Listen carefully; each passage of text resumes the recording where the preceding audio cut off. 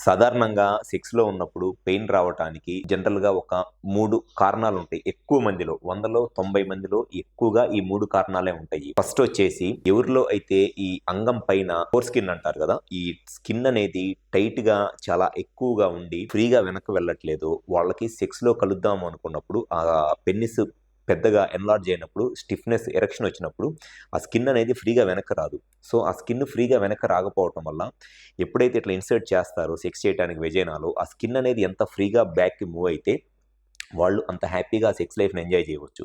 కానీ ఈ స్కిన్ అనేది టైట్‌గా ఉండి ఫ్రీగా వెనక్కి రాకపోవటం వల్ల, ఆ స్కిన్ దగ్గర పెయిన్ వచ్చేస్తది వాళ్ళకి. ఆ పెయిన్ వల్ల కొన్ని సార్లు ఏమైద్దంటే వాళ్ళ కాన్సంట్రేషన్ డిస్టర్బ్ అయిపోయి, సెక్స్ చేసేటప్పుడు ఎరెక్షన్ కూడా తగ్గిపోయిద్ది. Erectile dysfunction. సెక్స్ చేసేటప్పుడు ఆ పెయిన్ వల్ల పెన్నిస్ మెత్తగా అయిపోయి, పెన్నిస్ లోపలికి వెజైనాలోకి వెళ్ళకుండా, లేదా సెక్స్ చేస్తున్నప్పుడు కూడా సడెన్‌గా మధ్యలో బయటికొచ్చేసి మెత్తగా అయిపోయి బెండ్ అయిపోయిద్దనమాట.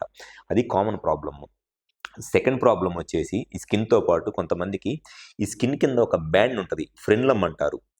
ఈ ఫ్రెన్లమ్ అనేది చాలా టైట్‌గా ఉంటది. లేదా షార్ట్‌గా ఉంటది. ఫ్రెన్లమ్ అనేది టైట్‌గా గాని, లేకపోతే చాలా చిన్నదిగా గాని ఉంటది.